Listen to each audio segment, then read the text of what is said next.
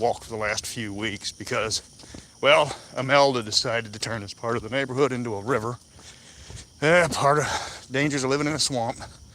So I was asked by somebody to talk about diversity in D&D because that's a hot button topic. And it's all the wrong reasons why it's a hot button topic. I'm not talking about, well, if you're going to play D&D, you're going to have one person of this color, one person of this color. You're going to have to paint it this way. You're going to have to. No. When you're trying to put together a team or a bunch of players, you're going to play whoever shows up as long as they bring snacks to argue and play on time. Like I've told people, I put out an advertisement for a new game. Like, hey guys, we're starting a new campaign. If the first 6 people through that door are the front line of the Surinamese hockey team, by God, I am going to learn South American Dutch. So, laat me Tieten zien dan. That's the only Dutch I know. It says, I think that's Dutch for show me your tits. It's the only Dutch I've ever needed. Now, talking about when you're putting together a game world and you turn everything into just completely unbelievable with the racial mix. If you're trying to put together a game, don't blow the suspension of disbelief. And I've seen too many people do that. Part of the problem is, well, yeah, Forgotten Realms, look at all the art. You walk into a tavern and everyone is there's like it's an affirmative action of races in every single bar. And you're like, seriously, where are all these people coming from? You can't have exactly one elf, one dwarf, one halfling, one kinku, one Jedi, one Zandozan, one motorcyclist, and one saber-toothed kangaroo man, all in the same bar. You know, especially if it's like you go into a bar in some little podunk town. There's not going to be a lot of racial diversity in podunk towns because people don't travel there. That's simply the biggest reason why there's not a lot of ethnic diversity. And the exception doesn't make the rule. I've seen too many people argue about, historical. It's like, well, the Europe was extremely racially diverse in medieval times, not to the east or the north. If you were, it was like less than 1%. And even today, Eastern and Northern Europe isn't very diverse. I mean, they had a thing on Scotland where it's 96.5% white. That doesn't make them racist, it makes them Scottish. And so if you're trying to come up with a game setting, you got to be careful on the population diversity. Yes, hello dog.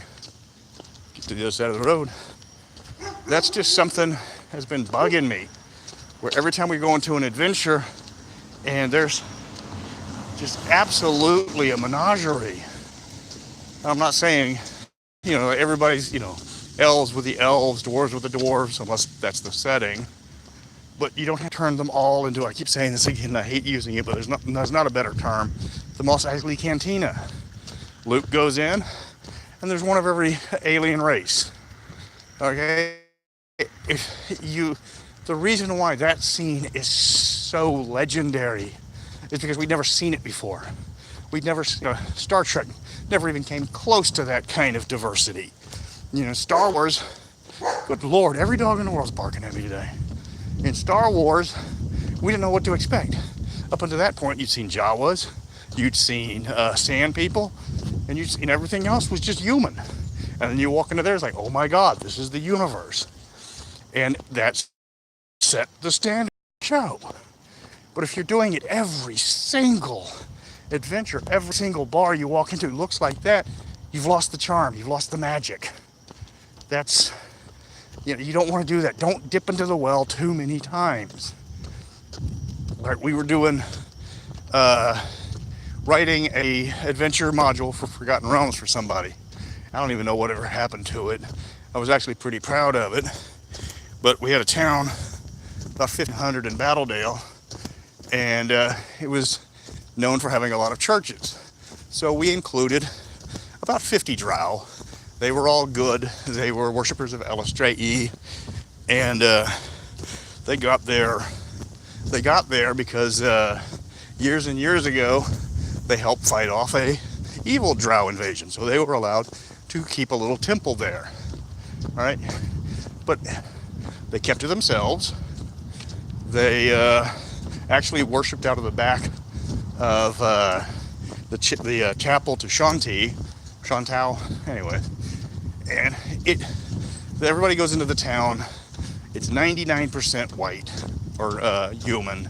Sorry, the Forgotten Realms have suddenly spread. Incredibly racially diverse. Yeah. But you go there, everybody's human, and then you see every once in a while there's a drow. They were, what was it, 50 out of 1,500, so they weren't even. Yeah, they weren't even. They were just over 1%. But it added some flavor to it. If you go into the temple, and again, there's one of everything. You're ruining the flavor. It's part of the problem with a lot of things with Dungeons and Dragons. Is it's okay to say no. It's okay to take things out. You can define entire settings based on what's in or what's out. You can recreate classic settings by saying no. All right. You get, okay, for example, you want to start a campaign, and you sit down and it's like, all right, the only thing that's going to be allowed is elves, halflings, Nagpa, and Aranea. Congratulations, you've just created the Dark Crystal. You want to come out and say, all right, humans, tieflings, dwarves, goblins. You're playing Legend with Tim Curry. These are awesome settings. Everybody remembers them. They didn't throw everything in. And that's how you define your setting. If you don't, take out, you take out orcs and lizardmen and you put in draconians, you've got Dragonlance. Unfortunately, they took the Tinker Gnomes out of Dragonlance and put them back into, put them everywhere. I mean, even the Mystara ended up with the Tinker Gnomish guys with the Serene, but at least our Tinker are competent. But that was some good news. Was Dragonlance and Greyhawk have been added to the DM's Guild. You can't add any, you can't write anything for it yet. But if you go to the DM's Guild and you type in content and you restrict it to 5th edition, and then you go down to list settings available, Dragonlance and Greyhawk were both added last week. So I've confirmed this myself. And I don't know when they're going to start letting us write Dragonlance and Greyhawk, but they've set up the framework for it. So the Greyhawk Grognard, I have been told by friends, is sitting in front of a screen right now with the DM's Guild, hitting the refresh button, freebasing Jolt Gola, because, well, he's earned the right to, and I'm not gonna fault him for that. Oh, there goes another pound, another 49 pounds, and I can actually get people to like me again. So it's like, that's one of the problems. But yeah, going back to the over population of obscure races, that can really kill a campaign. Because if, like the Incredibles, if everybody's special, then no one is.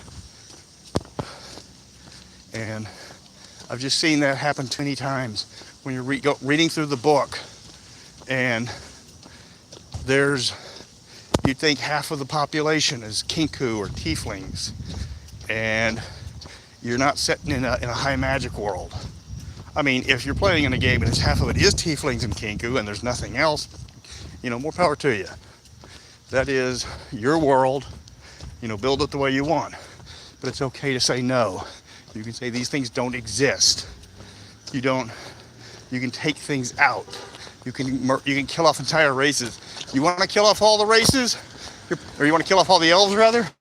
You're playing Teleslantia. Who said... sorry, I can't really look at my phone because then I will be hit by a car. Everybody's moving around pretty good for, that's because the Texans... Oh my God, the Texans sucked this week. Bill O'Brien's got to go. Time to update the resume. No, so I've been going through I've been reading Avernus because I just have this, I don't know, I'm just checking off all the boxes to see how different Avernus is from the other Monster of the Week modules that 5th edition is all about. Tomorrow, the Mystara Player's Handbook, if everything goes right, is going to be ready. That's the good news. The bad news is, since I've been doing all these previews, I've had to fix 50 things. And almost all of them capitalization errors, though one of them I found a way to center a table so the list of everything you can build with the castle construction has doubled. So I'm going to be having an inferior product for myself. That's going to be fun. All the typos. No, actually not a lot of typos. It's just I was trying to keep with the structure of the way they've got DnD set up in 5th edition. So you italicize magic spells. You don't capitalize races. Just minor stuff. Things that if you didn't know what you were doing, never even noticed the difference. And that was, it's annoying to me, but I write, I edit and I review. So I'm a bit of a nitpicker. Review play yesterday, and I couldn't help but notice that one actor was standing at a convergence of a red light and a blue light, and it turned his hair purple. I was the only person in the theater that noticed that. And after I pointed it out, after intermission, everybody noticed it, except for the actor. But so when you're planning out your campaign, to get back on the subject, demographics is one of the things you've got to worry about.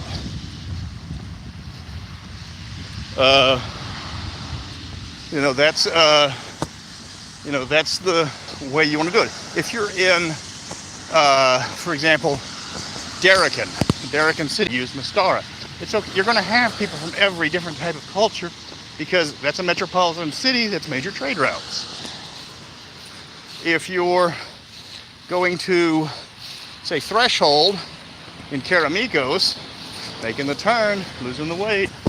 If you go to Threshold in Karamikos, and you're not going to see a lot of, halflings because they just don't live near there.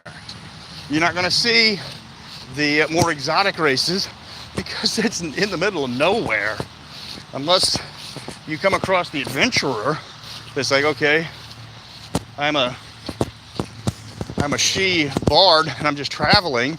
Yeah, that's one way to put them on there, but you're not going to see a small settlement of them. And that's just something I've seen when people are writing, when making the adventures. You walk into the tavern and there's one of everybody. And again, that kind of, you're flooding your market in the game. You want to walk in, you're going to see just a group of people that know each other, the smaller ones, the smaller towns. You're going to, these are drinking buddies. If there's a dwarf there, everybody's going to know he's the dwarf because he's been the dwarf there for years. And they may not have trusted him at first, but they've come to love him, or at least buy him drinks, or expect drinks to be bought from him. But if you're going to have a unique population, at least include it in your backstory. So to explain why the town is slightly different. God's Fall has drow because, 50 years ago, they helped fight off an evil drow invasion, and as a reward, were given their own little plots of land because they were being persecuted by their own people. They may not have trusted the drow immediately afterwards, but 50 years later, it's their drow. Other people might not trust them, but that's their people now. Just going through a lot of these modules, and there's just no rhyme or reason to where everyone's coming from. Just trying not to get run over again. That would be bad. And to think, a week and a half ago, I'd be swimming this. I gotta move someplace up higher. I live in Houston. There is no place up higher. The ancient Indians here had no word for slope. This is the flattest land you will ever see. He's like, I don't worry too much about the diversity of the people at the table. Everybody makes a big deal about that. It's a nothing burger. All right? I keep trying to tell people that I will play with anybody as long as they're not a schmuck. You can't talk about that on a lot of DnD sites, because the minute you say that play with whoever shows up, it's like, well, you have to respect people. I respect people that show up with their dice, bring snacks, and can play on time. Those are the people I respect. Like I said, if I have to learn Dutch, I'll learn Dutch. That's not something I'm really concerned about. People play wherever they can with whoever wants to show up. If you don't want to play with somebody, that's your problem, not theirs. If somebody's causing a problem at your table, doesn't matter what color they are or what other defining trait they are. If they're causing trouble, they don't need to be at your table. You're there to play a game. Don't make it political. Don't shove anything down somebody else's throat. I mean, I've seen a lot of people have like a kiss the ring complex. Like, this is, I've been doing this forever, or I'm isolated because of some special thing about me, so you have to respect that. No, I don't. Okay? I've seen people get kicked out because, the weirdest one was the guy that wouldn't stop shoving his military status down everybody's throats. There was some other stuff, but that was like, well, I fought and, bled for my country. That's great. What does it have to do with your initiative bonus? And I've had one guy that made everybody's life miserable because there goes a squirrel. What's a squirrel doing this time? Anyways, this one guy made things miserable for everybody because it always had to be about him, and he would correct you over any small slight. And I couldn't tell you what he was calling himself week to week. We finally got tired of it, and forgot to mention that we were moving the gaming session. And then the people cheered. Yay. Just like eating Robin's minstrels. So, yeah, I'm trying to get back to this. Oh my God, these chats do eat bandwidth is the problem. I found that out when I was at 90% bandwidth with a week to go. Probably also should stop playing videos when I'm not in hotspots or Wi-Fi hotspots or whatever. So I'm just rambling now, but I'm also trying to keep going because I really want to lose weight, and I'm not very good at that. When you're building your campaign, who's in the party doesn't really matter. But if you're trying to get an expansive game world, if you're trying to make it look real, worry about things like demographics, if you're going to make it, getting out of the way of a car, if you're going to make it somewhat realistic, Waterdeep, Greyhawk City, Viatis City, you don't have to worry about that too much because that's where everybody congregates. Those are your hub cities. Sigil, oh my God, if you walk into a bar and it's not 150 different races, you're playing Planescape wrong. If you're doing it in Birthright, where they don't actually have a lot of races, then something's wrong. And if you're doing it in Dark Sun, where the hell did you let your player characters money for? That's Dark Sun. Throw something at them and attack. Have the tavern attack. They never expect it when the tavern attacks. I am a quarter mile from home, and it is getting dark again. No, hopefully I'll be able to show the book tomorrow, and the plan is, according to some the people in the industry that have been talking to me, I spend some money, get some other proofs made of the Better Superior book, which means I gotta wait for Rubus to fix the art, which is gonna cost money. And send that to, was it Mercer and Merle's. If talk about it, then it's fast-tracked.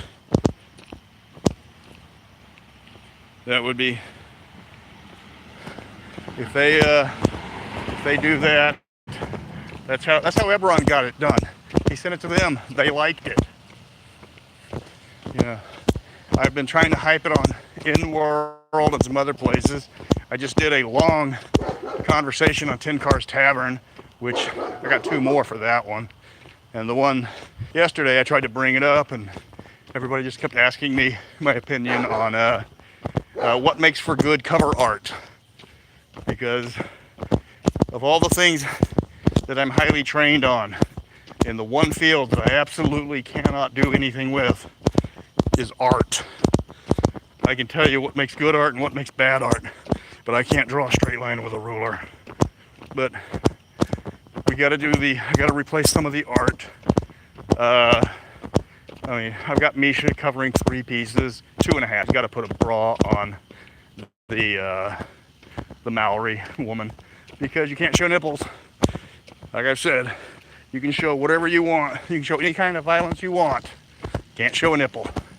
And Rubus already covered up the succubus. He put some pasties on her. So nobody had a problem with that, except for nobody had a problem with the spear. Everybody had a problem with nipples. And then Rubus has got to cover up, or not cover up, he's got to replace 4 pieces of art, including the cover.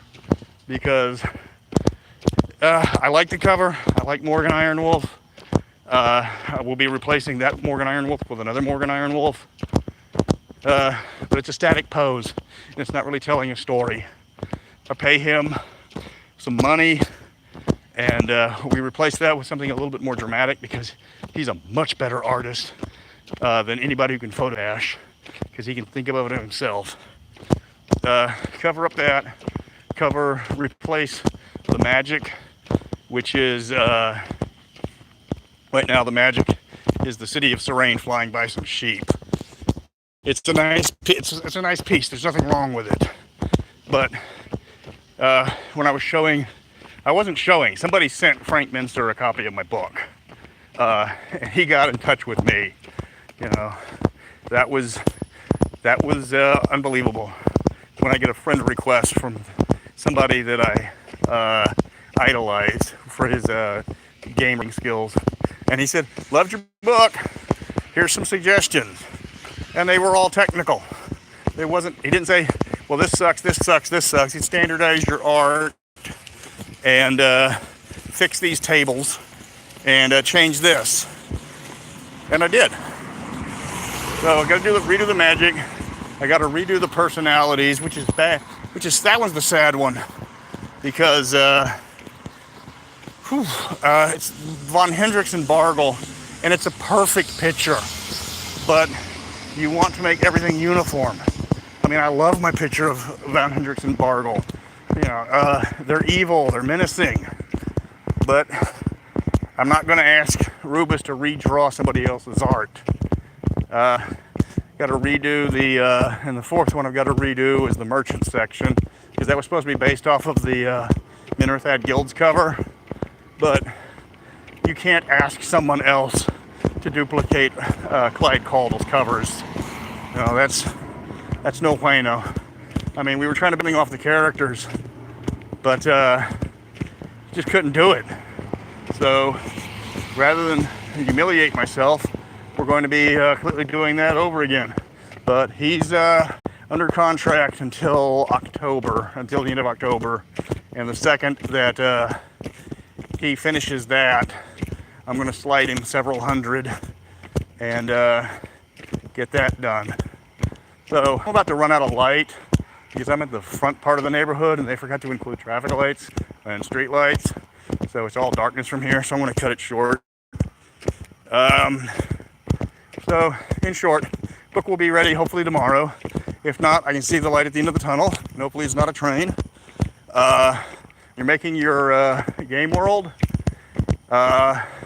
Make sure that the demographics are somewhat believable. Don't just randomly sprinkle in random races to a game world where people start to wonder where are all these people coming from. Well, there's a few more. There's somebody driving behind me. That's a few more seconds of light. If I could turn the camera around, I could show you all the debris from the flood. All right, there goes my last few seconds of light. And now I'm going into the creepy, now